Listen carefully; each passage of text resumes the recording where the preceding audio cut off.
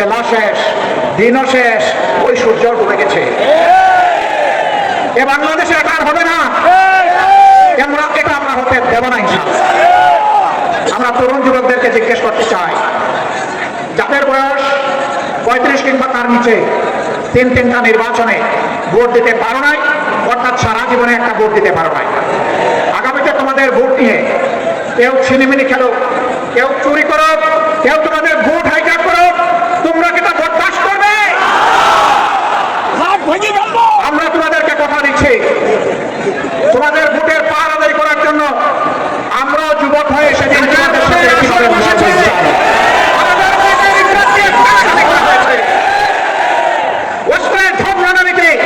শিক্ষা প্রতিষ্ঠান অস্থির হয়ে উঠেছে, এটি একটি সভ্য দেশের শিক্ষা ব্যবস্থার পরিচয় বহন করে না। প্রিয় দেশবাসী, একটা দেশকে সভ্য দেশ হতে হলে এই দেশটাকে দুর্নীতিমুক্ত হতে হয়। আজ কিছু দল এবং ব্যক্তি বাংলাদেশকে দফায় দফায় তারা দুর্নীতিতে চ্যাম্পিয়ন করে বিশ্বের দরবারে অপমানিত করেছে। এদের সকলের অতীত রেকর্ড বাংলাদেশের জনগণের হাতে আছে। এমনকি দুঃখের বিষয়, সকল ফ্যাসিবাদ, দুর্নীতি, বৈষম্য, দুঃশাসনের বিরুদ্ধে 5 আগস্টের বিপ্লব অনুষ্ঠিত হয়েছিল। সেই বিপ্লবের পরের দিন থেকে একটা গোষ্ঠী নিজেদের কপাল কিসমত করার জন্য বাংলাদেশের জনগণের উপর ঝাঁপিয়ে পড়েছে।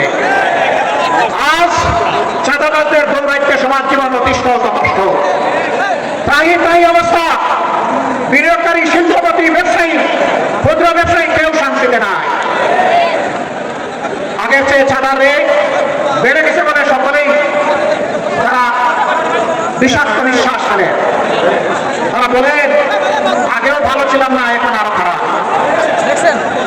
আমার আগে আলহামদুলিল্লাহ এখন আপনাদের সামনে বক্তব্য রাখছেন ডাক্তার শফিকুর রহমান।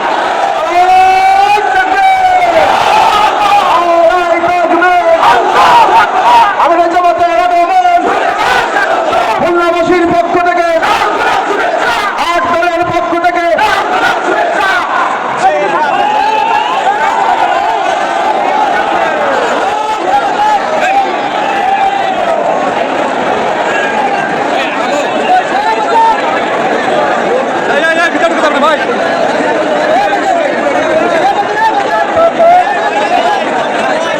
আসসালামু আলাইকুম ওয়া রাহমাতুল্লাহ। আসসালামু আলাইকুম ওয়া রাহমাতুল্লাহ।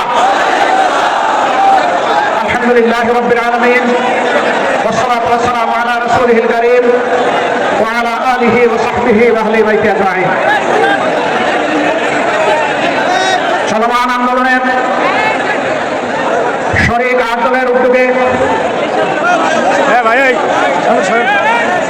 খুলনার মধ্যস্থলে আজকের এই বিভাগীয় সমাবেশের সম্মানিত সভাপতি,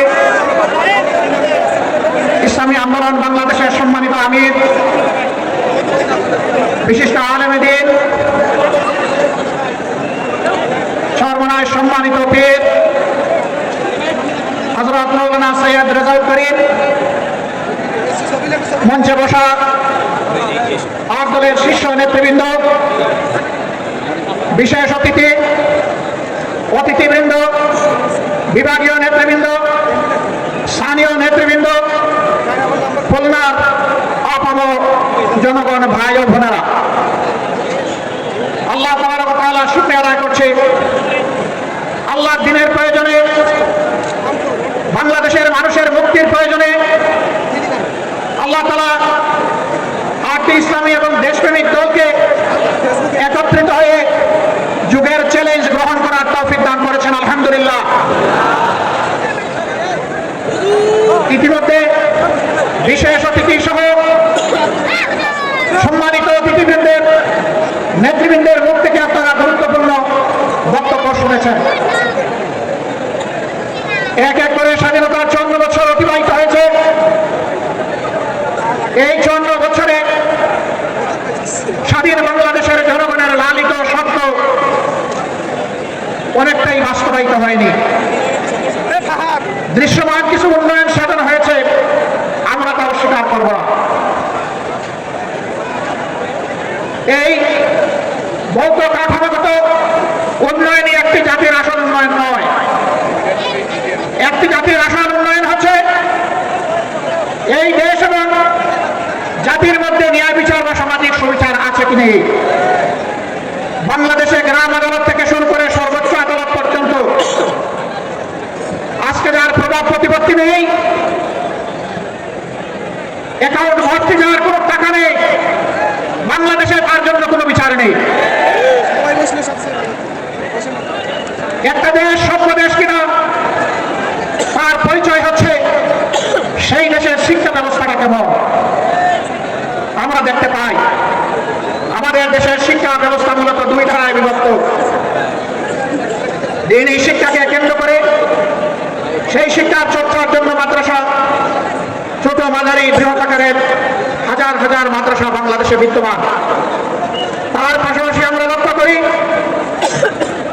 সাধারণ এবং বিশেষায়িত শিক্ষা দেওয়ার জন্য দেশে বেশ কয়েকটি পাবলিক এবং প্রাইভেট বিশ্ববিদ্যালয়, কলেজ, স্কুল এবং প্রাইমারি স্কুল রয়েছে, যার সংখ্যা লক্ষ লক্ষ। মাদ্রাসা শিক্ষা ব্যবস্থায় আমরা দেখি সেখানে ইলমে দ্বীনের চর্চা হয়, সেখানে কোনো গণরুম নাই, সেখানে কেউ কাউকে খুন করে না। মাদ্রাসার ভিতরে আগ্নেয়াস্ত্রের কোনো মহড়া দেখা যায় না। মাদ্রাসার ভিতরে জ্ঞান চর্চার বাইরে অন্য কিছু আমরা লক্ষ্য করি না। কিন্তু স্বাধীনতার 54 বছর আমরা দেখে এসেছি বাংলাদেশের সর্বোচ্চ বিদ্যাপীঠ ঢাকা বিশ্ববিদ্যালয় সহ অসংখ্য কলেজ বিশ্ববিদ্যালয় আমাদের সন্তানদের লাশ করেছে, রক্তে ভেসে গেছে। দফায় দফায় তারা দুর্নীতিতে চ্যাম্পিয়ন করে বিশ্বের দরবারে অপমানিত করেছে। এদের সকলের অতীত রেকর্ড বাংলাদেশের জনগণের হাতে আছে। এমনকি দুঃখের বিষয়, সকল ফ্যাসিবাদ, দুর্নীতি, বৈষম্য, দুঃশাসনের বিরুদ্ধে 5 আগস্টের বিপ্লব অনুষ্ঠিত হয়েছিল। সেই বিপ্লবের পরের দিন থেকে একটা গোষ্ঠী নিজেদের কপাল কিসমত হওয়ার জন্য বাংলাদেশের জনগণের উপরে ঝাঁপিয়ে পড়েছে। আজ চাঁদাবাজদের দৌরাইতে সমাজ জীবন অতিষ্ঠ কষ্ট। ত্রাহি ত্রাহি অবস্থা, বিনিয়োগকারী, শিল্পপতি, ব্যবসায়ী, ক্ষুদ্র ব্যবসায়ী কেউ শান্তিতে নাই। আগের চেয়ে চাঁদার রেট বেড়ে গেছে বলে সকলেই তারা বিষাক্ত নিঃশ্বাস ফেলে। তারা বলে আগেও ভালো ছিলাম না, এখন আরো খারাপ। আমার আগে আলহামদুলিল্লাহ এখানে একজন দীপু আলীম, আপনাদের প্রিয় মানুষ হযরত মাওলানা সাখাওয়াত হোসেন সাহেব বলে গেছেন 5 তারিখের পরে আল্লাহ তাআলা আমাদেরকে ওই দেশে বাঁচিয়ে রেখেছেন এবং মুক্তির একটু সাহায্য আল্লাহ তাআলা দান করেছেন আলহামদুলিল্লাহ। কিন্তু কোন ইসলামী দলের নামে আজকে চাঁদাবাজির পরিচয় তাদের কপালে জুড়ে দেওয়া হয়নি। কোন দেশপ্রেমিক দল চাঁদাবাজ হয়ে 5 তারিখের পরে আবির্ভূত হয়নি। যারা আবির্ভূত হয়েছিলেন দায় এবং দরদ দিয়ে তাদের সাথে বসেছিলাম, তাদেরকে বলেছিলাম এটি শহীদদের রক্তের প্রতি বিশ্বাস থাকবে না, এটা বন্ধ করতে হবে। যদি বন্ধ করা না হয় বিপ্লবী জনগণ, তরুণ জনতা, কোলের বাচ্চা নিয়ে রাস্তাতে নেমে আসা ওই মারা আমাদেরকে ক্ষমা করবে না। বন্ধ করা হয়নি। চাঁদাবাজি অব্যাহত রয়েছে, দুর্নীতি অব্যাহত রয়েছে।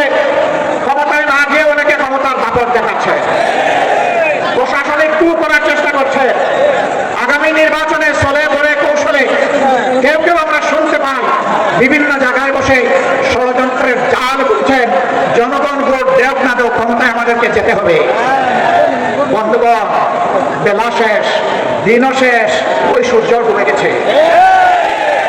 এ বাংলাদেশে আর হবে না, এটা আমরা হতে দেব না ইনশাআল্লাহ।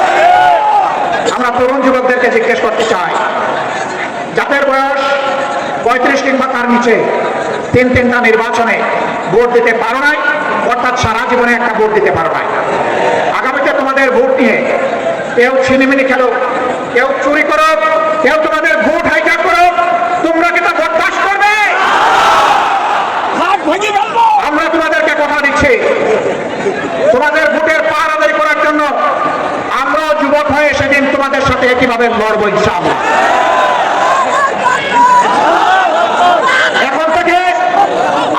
সারা দেশে জনগণের ব্যাপক ভালোবাসা দেখতে পাচ্ছে। এই ভালোবাসা ঈর্ষান্বিত হয়ে মনের জ্বালায় অনেকে আমাদের ব্যানার, ফেসবুক, প্ল্যাকার্ড, আমাদের পোস্টারগুলো ছিঁড়ে খান খান করে ফেলছে। বন্ধুগণ, টের পান নাই জনগণ আজকে আর গাছের পোস্টার, লাইট পোস্টের পোস্টার, রাস্তার উপর দড়ি দিয়ে সাজানো পোস্টার থেকে সিদ্ধান্ত নেয় না। আজকে তারা সিদ্ধান্ত নিয়ে ফেলেছে, যাদেরকে তারা ভালোবেসেছে তাদের বুকের ভিতরে তারা পোস্টার স্থায়ীভাবে স্থাপন করে দিয়ে রাস্তার পোস্টার ছিঁড়তে পারবা, বুকের পোস্টার ছিঁড়তে পারবা না। অতএব ওই পোস্টার ছেঁড়াছেড়ি করে কোনো লাভ নেই। দিশাহারা হয়ে, হতাশ হয়ে, ক্ষুব্ধ হয়ে চূড়াগলিতে কেউ যদি হাঁটার চিন্তা করেন তাহলে প্রয়োজনে আরেকটা 5 আগস্ট অনুষ্ঠিত হবে ইনশাআল্লাহ। যে 5 আগস্ট সন্ত্রাসকে, ফ্যাসিবাদকে তাড়িয়ে দিয়েছিল, সেই 5 আগস্ট প্রয়োজনে আবার রুখে দেবে ইনশাআল্লাহ। সম্মানিত ভাইয়েরা, এখন থেকে ছাত্র জনতা, শ্রমিক জনতা, ব্যবসায়ী জনতা, আপনার জনতা, শিশু থেকে বৃদ্ধ সমস্ত মানবতা ঐক্য আমাদেরকে গড়ে তুলতে হবে ইনশাআল্লাহ। এই ঐক্যই আগামী দিনে বাংলাদেশের জাতীয় সংসদে যাবে বিজয়ের বেশে ইনশাআল্লাহ। এ বিজয় কেউ ঠেকাতে পারবে না ইনশাআল্লাহ। কারণ আমরা আছি মজলুমের পক্ষে, আমরা আছি অপশাসনের বিরুদ্ধে, আমরা আছি বৈষম্যের বিরুদ্ধে, আমরা আছি ন্যায়ের পক্ষে, আমরা আছি আল্লাহ দেওয়া কোরআনের বিধানের পক্ষে। এ বিজয় আমাদের হবে ইনশাআল্লাহ। সম্মানিত ভাইরা, কেউ কেউ জাতির মধ্যে হিংসা সৃষ্টি করে জাতিকে বিভিন্নভাবে বিভক্ত করতে চান। চিংড়ি মাছের মতো কেউ কেউ পিছনে দৌড়াতে চান। আপনারা চিংড়ি মাছের পাশের এলাকার মানুষ খুব ভালো করে জানেন, চিংড়ি যখন দৌড়ায় সামনের দিকে পথ খুঁজে পায় না, শুধু পিছনের দিকে। কেউ কেউ ভারতের সংবিধান নিয়ে কামড় দিয়ে পড়ে থাকতে চান। আমাদের বন্ধুদের মাঝে দীর্ঘদিন একসাথে আন্দোলন সংগ্রাম, ফ্যাসিবাদের বিরুদ্ধে লড়াই করেছি, তাদের কাউকে কাউকে আজকে আমরা সে কথা বলতে শুনি। মনে রাখবেন, বাংলাদেশের প্রথম দুঃশাসনের পর জিয়াউর রহমান সাহেব ক্ষমতায় এসে ওই সংবিধানকে তিনি আমূল পরিবর্তন করে দিয়েছিলেন। এখন যদি কেউ 72-এর সংবিধানের কথা বলেন, কার্যত তিনি শহীদ প্রেসিডেন্ট জিয়াউর রহমান সাহেবের বিরুদ্ধে অবস্থান নেবেন। 72-এর সংবিধানের কথা আজ যিনি অত্যন্ত সংকটজনক অবস্থায় আছেন, জাতির এক শ্রদ্ধার কেন্দ্রবিন্দুতে যাওয়ার অবস্থা, বেগম খালেদা জিয়াও কখনো 72-এর সংবিধানের পক্ষে কথা বলেননি। আমরা আশা করব যারা এই দুইজনকে ভালোবাসেন তারা কেউ আর ভুলেও 72-এর এই ফ্যাসিবাদী সংবিধানের কথা বলবেন না। সম্মানিত বন্ধুগণ, আজকে আপনারা যারা এখানে এসেছেন তারা খুলনার জনগণের, আপামর জনগণের প্রতিনিধি হয়ে এসেছেন। আমরা আপনাদের কাছে অনুরোধ জানাবো, ব্যক্তিগতভাবে এই নেতৃবৃন্দ খুলনার প্রত্যেকটি ঘরে, অন্তত প্রত্যেকটি এলাকায় গিয়ে যদি জনগণকে সালাম দিতে পারতেন খুব ভালো হতো। কিন্তু 18 কোটি মানুষের এই দেশে সারা বাংলাদেশের নেতৃবৃন্দকে দৌড়াতে হবে, এই কাজটা তাদের পক্ষে এককভাবে সম্ভব হবে না। তবে আপনারা যদি সবাই সিদ্ধান্ত নেন, আপনারা এই নেতৃবৃন্দের আওয়াজের প্রতিধ্বনি প্রত্যেকটা ঘরে ঘরে পৌঁছে দেবেন, তাহলে অবশ্যই এটা আপনাদের পক্ষে সম্ভব হবে। এই নেতাদের অ্যাম্বাসেডর হয়ে আপনারা সকলে এখন থেকে প্রত্যেকটি গ্রামে, প্রত্যেকটি ঘরে ছড়িয়ে পড়ুন। জনগণ আলহামদুলিল্লাহ আপনাদের পাশে আছে। আজ মুখ করে কথা বলে একজন আমার রিক্সা চালক ভাইকেও যখন কোনো সাংবাদিক জিজ্ঞেস করেন আগামী ভোট কোন দিকে, তফাস করে বলে যে আগামী ভোট ওই দিকে, আপনাদের দিকে, ঐক্যের দিকে, বিভক্তির বিপক্ষে, ন্যায়ের পক্ষে, কোরআনের পক্ষে, জনগণের পক্ষে। আমরা এই 8 দলের বিজয় চাই না, আমরা 18 কোটি মানুষের বিজয় চাই। আমরা কোন দল বিশেষের বিজয় চাই না, আমরা মজলুম জনগণের বিজয় চাই, আমরা আল্লাহর কোরআনের বিজয় চাই। সেই বিজয়ের মিছিলে আপনারা সবাই জান প্রাণ দিয়ে লড়াই করে যেতে রাজি আছেন? আমরা যে 5 দফা কর্মসূচি ঘোষণা করেছি, যার ভিত্তিতে এখন এই আন্দোলন চলছে, আমাদের স্পষ্ট বক্তব্য, আমাদের দাবি পূরণ না হওয়া পর্যন্ত আমাদের লড়াই চলবে। আর আমরা জনগণের জন্য যা করতে চাই, দুর্নীতিমুক্ত সমাজ, ন্যায় বিচার সকলের জন্য, এবং তার পাশাপাশি অর্থনৈতিক ব্যবস্থাকে ঢেলে সাজানো যে অঙ্গীকার আমরা ব্যক্ত করেছি তাবেদার নয়, স্বাধীন রাষ্ট্রের যে পররাষ্ট্রনীতি আমরা ঘোষণা করেছি তা প্রতিষ্ঠিত না হওয়া পর্যন্ত আমাদের লড়াই অব্যাহত থাকবে। আমাদের যুবক যুবতীদের আকাঙ্ক্ষা পূরণ না হওয়া পর্যন্ত আমাদের লড়াই অব্যাহত থাকবে। আমরা যুবক যুবতীদেরকে কথা দিচ্ছি, বাংলাদেশ তোমাদের হাতে তুলে দেওয়ার জন্যই আমরা এই আয়োজন করেছি। তোমরা তৈরি হও, এ বাংলাদেশ আমরা তোমাদের হাতে তুলে দিতে চাই। আমরা সাথে থেকে তোমাদেরকে দোয়া দেব, সহযোগিতা করব। সন্তানেরা দেশ চালাবে সুন্দরভাবে, এটি হবে আমাদের জন্য গর্বের কারণ। প্রস্তুতি নেওয়ার জন্য আহ্বান জানাচ্ছি, তোমরা প্রস্তুত হয়ে আসো। শুধু চাকরি কেন, চাকরির খোঁজ না করে নিজেই কিভাবে দেশটা গড়বা, চাকরি দিবা সেই ব্যবস্থা, সেই চিন্তা এখন থেকে মাথায় লালন করো। আমরা ওই শিক্ষাই তোমাদের হাতে তুলে দিব, যেই শিক্ষা একজন মানুষকে মানুষও বানাবে, আবার একজন দক্ষ কারিগর বানাবে ইনশাআল্লাহ। সেই বাংলাদেশ গড়ার চলমান এই আন্দোলনের সংগ্রামে বাংলাদেশের 18 কোটি মানুষকে শরীর করার আহ্বান জানিয়ে আজকে যারা এই আয়োজন করেছেন তাদেরকে কেন্দ্রীয় সংগঠনের দায়িত্বশীল নেতৃবৃন্দের পক্ষ থেকে আন্তরিক কৃতজ্ঞতা এবং ধন্যবাদ জানিয়ে আমরা মহান আল্লাহ তাআলার সাহায্য কামনা করে আগামী দিনে একটা ফেসিবাদ মুক্ত সমাজ দেখার আকাঙ্ক্ষা প্রত্যয় রেখে আমার কথা এখানেই শেষ করছি। আল্লাহ হাফেজ। বাংলাদেশ জিন্দাবাদ, বিজয় হোক জনতার। আসসালামু আলাইকুম ওয়া রাহমাতুল্লাহ।